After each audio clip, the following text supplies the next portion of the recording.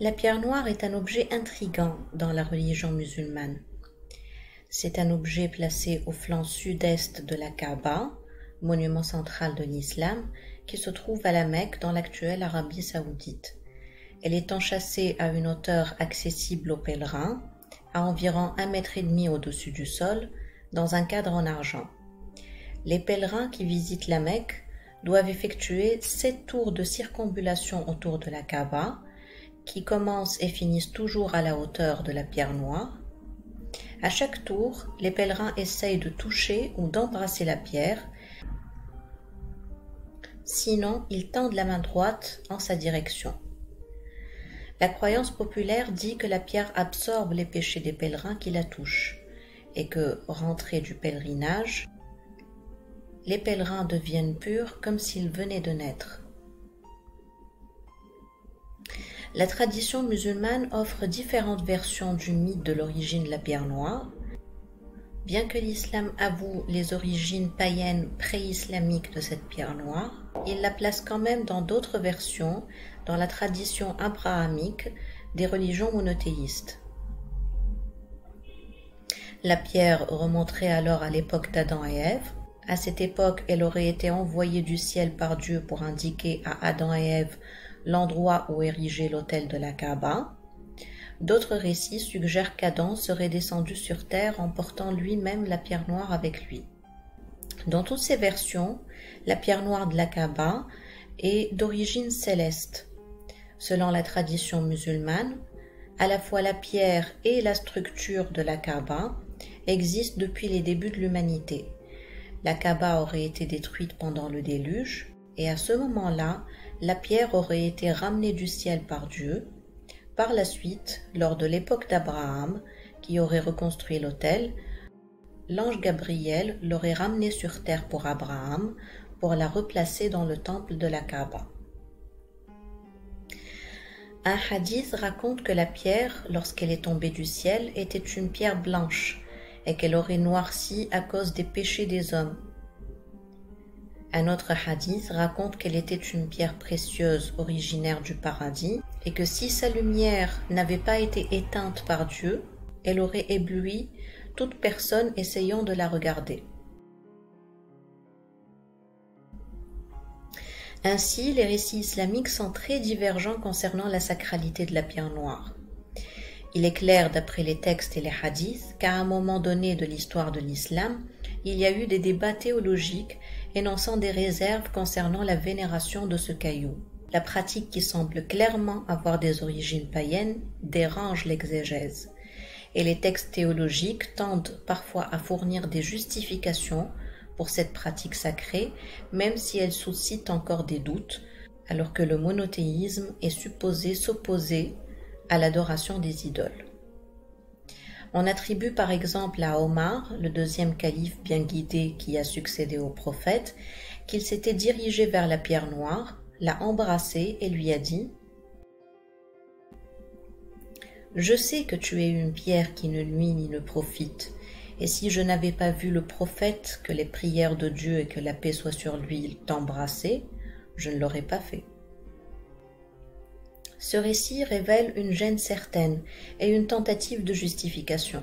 Il est plausible que l'islam primitif, sous les critiques émanant d'autres monothéismes de la région, ait progressivement ressenti des réserves à l'égard de la vénération de la pierre noire, et n'ayant pas réussi à supprimer le rituel, il a cherché à minimiser son importance en recourant à ce type de justification.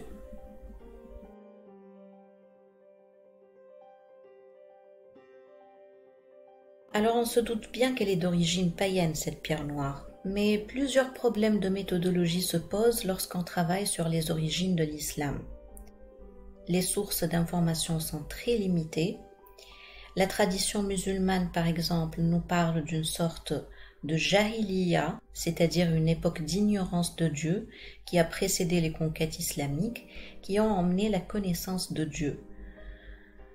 Du coup, ce que nous racontent les textes musulmans sur cette jahiliya est forcément biaisé par cette idée du passage de l'obscurité vers la lumière, de l'ignorance vers la connaissance, bref, les sources musulmanes sont peu objectives et cela limite notre savoir sur l'époque pré-islamique. Les sources de tradition musulmane, le Coran, les hadiths, les tafsirs, etc., fournissent aussi très peu d'informations sur les divinités pré-islamiques. On sait par le Coran, par exemple, qu'il y avait une triade de déesses, Allat, Al-Uzza et Manat, et encore par la tradition, il y avait un dieu, Baal ou Ubal, mais l'on ne possède pas beaucoup d'informations sur en quoi consistaient les croyances propres à ces divinités, quels étaient leurs rituels, leurs croyances, leurs mythes, etc.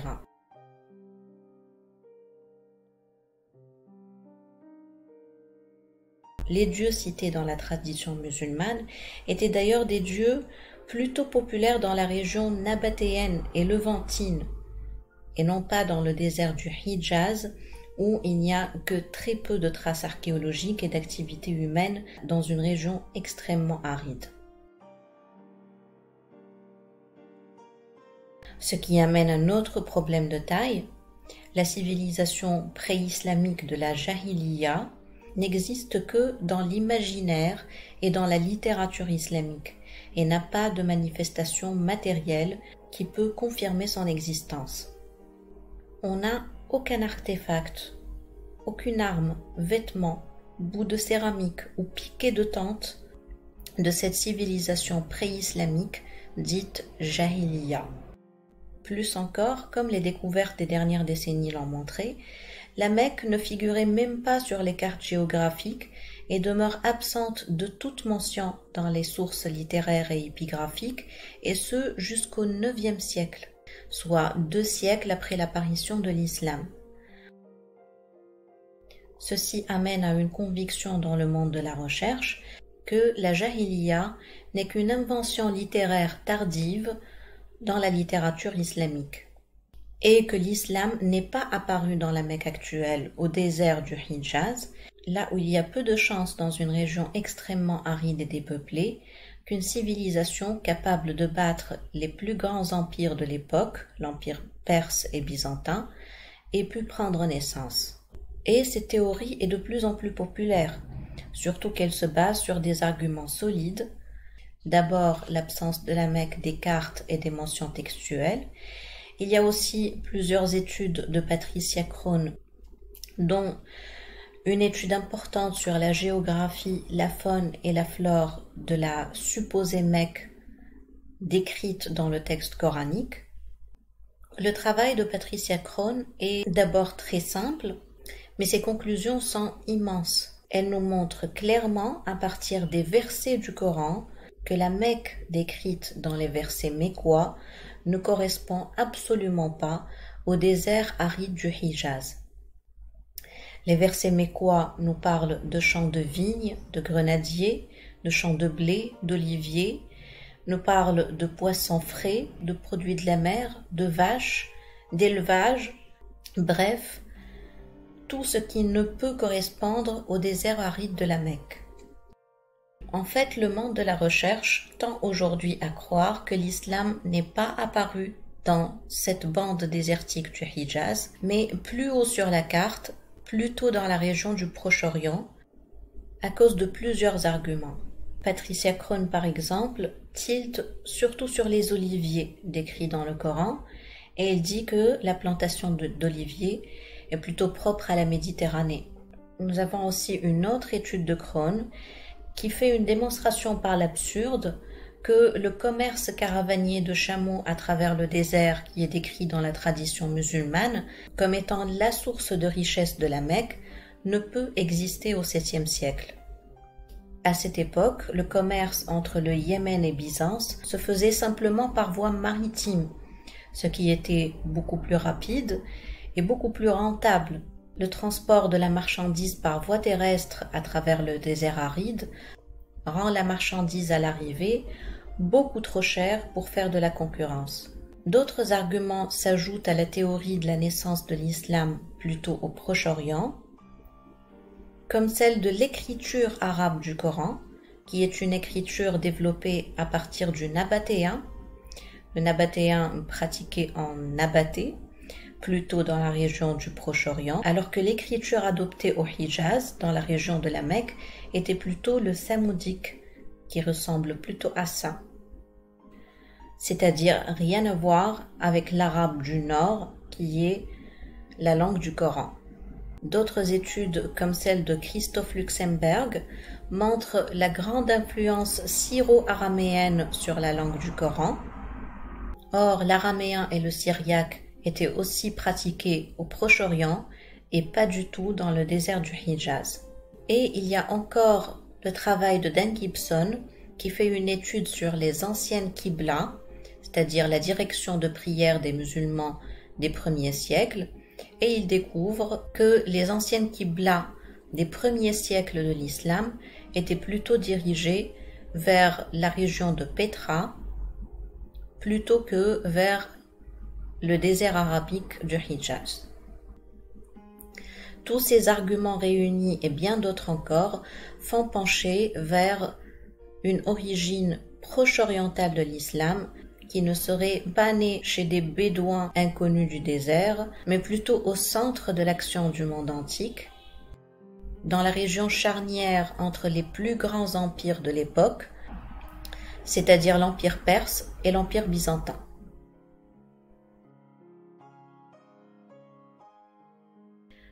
Alors ça peut ne pas plaire aux croyants, mais les religions ne naissent pas de nulle part. Chaque religion a son histoire, et chaque système de croyance représente l'aboutissement d'une évolution à partir de croyances antérieures, influencées par le milieu culturel et civilisationnel dans lequel il émerge. Et comme le dit Mircea Eliade, aucune religion n'est entièrement nouvelle, aucun message religieux n'abolit entièrement le passé, il s'agit plutôt de refonte, de renouvellement, de revalorisation, d'intégration d'éléments et des plus essentiels d'une tradition religieuse immémoriale. Et pour me focaliser sur une piste bien précise, j'ai choisi la pierre noire de l'islam, un objet que l'on se doute bien qu'il est d'origine païenne, sans vraiment en avoir les preuves. L'objectif de ma recherche a été donc de rechercher dans le Moyen-Orient antique et dans le Proche-Orient de manière plus précise des cultes potentiels qui comprennent la vénération de pierres semblables à celle de l'islam, pour essayer de retrouver des correspondances possibles. Le but est de reconstituer le contexte religieux des pierres sacrées du Proche-Orient pour voir comment ces cultes ont pu évoluer pour donner naissance à l'islam avec sa pierre noire. Et ce que je découvre dans cette recherche en creusant du côté des pierres noires, c'est ce culte très répandu et très populaire dans l'Orient antique, qui est le culte de la mort et de la résurrection. Le mythe principal de ce culte implique un couple sacré composé d'une déesse primordiale, déesse qui a le pouvoir sur la vie et sur la mort, et un amant qui peut être un humain ou un dieu et qui va être en gros condamné à mort par la déesse après avoir commis un péché originel. Mais après cette mort, qui est vue comme un sacrifice, la déesse lui pardonne, le ressuscite et lui accorde la vie éternelle.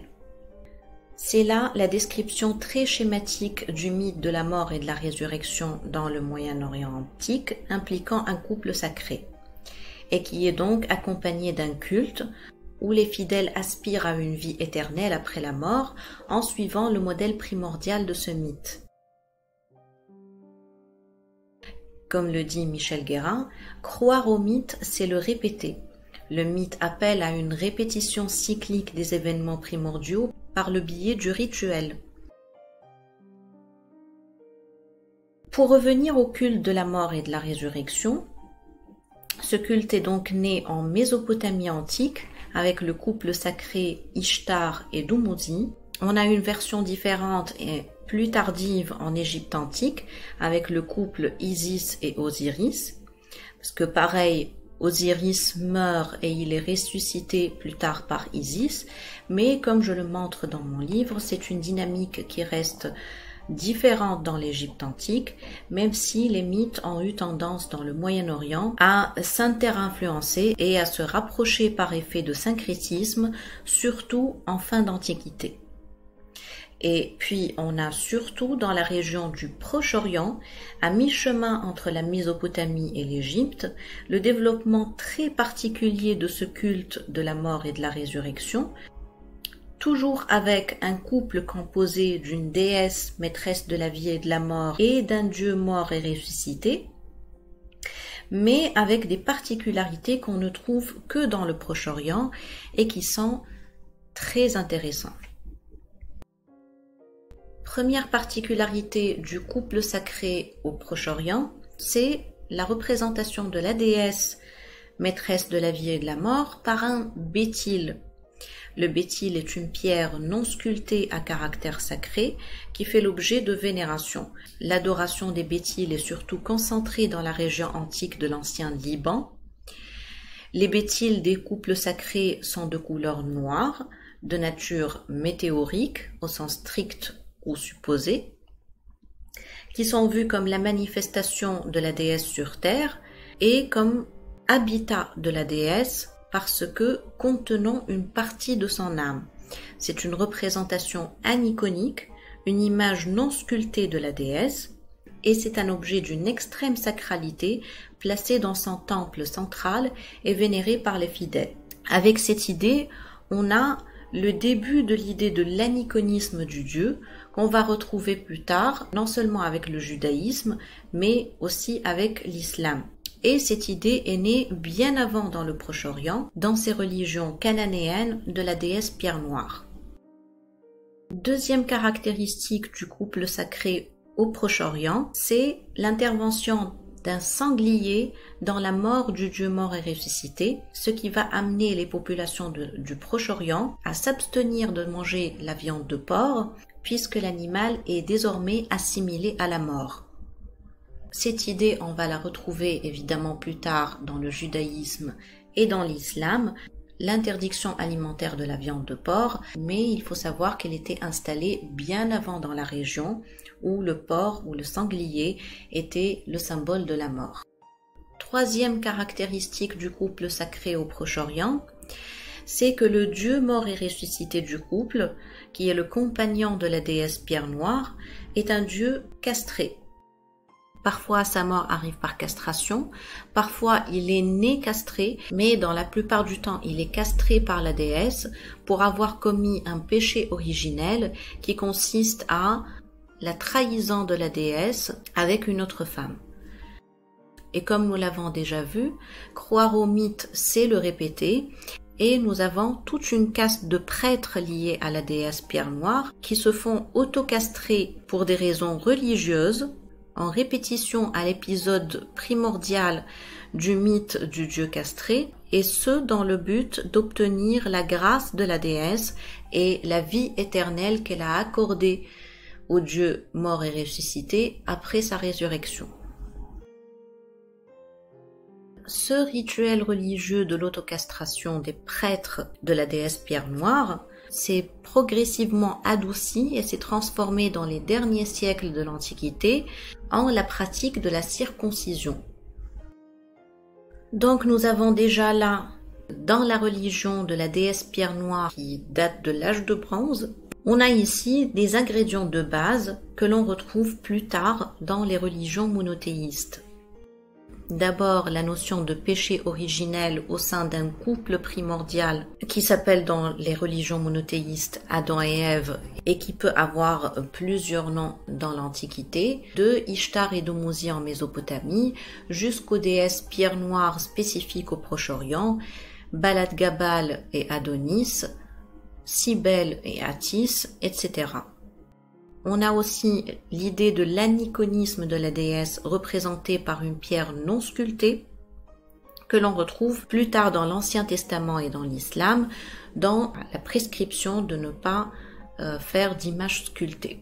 On a la pierre noire sacrée d'origine céleste, l'on retrouve plus tard dans le culte musulman à travers la pierre noire de la Kaaba à la Mecque. On a l'interdiction alimentaire de la viande de porc, qui est justifiée dans les mythes anciens, l'association de l'animal à la mort, mais qui n'a pas vraiment d'explication dans les religions monothéistes, que ce soit le judaïsme ou l'islam. Nous avons la circoncision comme rituel religieux qui est à l'origine une autocastration des prêtres de la déesse Pierre Noire en répétition à un événement primordial qui est la castration du Dieu mort et ressuscité. Nous avons la croyance religieuse de la recherche d'une voie qui accorde aux fidèles une vie éternelle après la mort, qui est l'essence même du culte de la mort et de la résurrection dans le Moyen-Orient et dans le Proche-Orient antique, qui est très célèbre et qui va se manifester plus tard dans les cultes à mystère de la fin de l'Antiquité, qui ont énormément contribué à la doctrine des religions monothéistes. Et on a bien évidemment le Dieu qui meurt en sacrifice pour l'humanité et qui ressuscite après sa mort, que l'on retrouve évidemment dans le christianisme, dans le personnage de Jésus. Quant au 1er siècle, le christianisme est né avec un Dieu mort et ressuscité. Il ne représente pas de grande surprise dans le contexte religieux du Proche-Orient, puisque ce n'est qu'un énième Dieu mort et ressuscité. Il y en a tellement dans la région que Jésus n'est pas considéré comme une grande innovation. Il est assimilé comme un Dieu mort et ressuscité parmi d'autres, et on va voir comment des rituels propres au Dieu mort et ressuscité du Proche-Orient vont se retrouver plus tard dans le culte chrétien. Donc vous l'aurez compris, ce livre va plus loin que la pierre noire pour faire une anthropologie des religions et une histoire des religions au Proche-Orient qui comprend l'islam mais qui passe aussi par le judaïsme et par le christianisme. Et on voit bien que les religions, les croyances, les rituels, les mythes ne naissent pas de nulle part. C'est tout un contexte culturel, religieux, social qui prend du temps, évolue progressivement et donne naissance à de nouvelles croyances, de nouvelles religions à partir des mêmes ingrédients de base et avec à chaque fois quelques éléments d'innovation. Et bien évidemment, on va suivre l'évolution de cette pierre noire, sa symbolique, l'évolution de son culte de l'âge de bronze jusqu'au 6e siècle au Proche-Orient, où à l'instant même où on a l'impression que la déesse pierre noire a disparu des annales, une nouvelle religion portant une pierre noire sacrée au centre de son culte, née dans la région, c'est la religion musulmane. Évidemment, vous le savez, le sujet religieux est un sujet sensible, donc merci de rester cordial dans les commentaires, de respecter le travail de la recherche. Si vous voulez voir d'autres vidéos sur le sujet, abonnez-vous à la chaîne.